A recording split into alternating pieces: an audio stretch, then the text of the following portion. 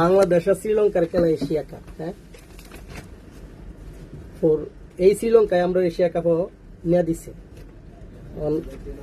খেলা দেখতে যাওয়া হইব, ঠিক আছে। এখন খেলা দেখার লাগে আমরা লুক হয়েছি দোকানও প্রায় 40-50 জনের কাছাকাছি।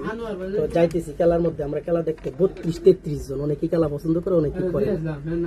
তো সব থেকে বড় কথা হইলো একটা টিকেটের দাম হচ্ছে 75 টাকা, 75 দিরহাম। আসা যাওয়ার ভাড়া হয়েছে আরো 25 দিরহাম, 100 টাকা। আরো খাবার টাবার 120 দিরহাম একটা লোকের খরচ হইব।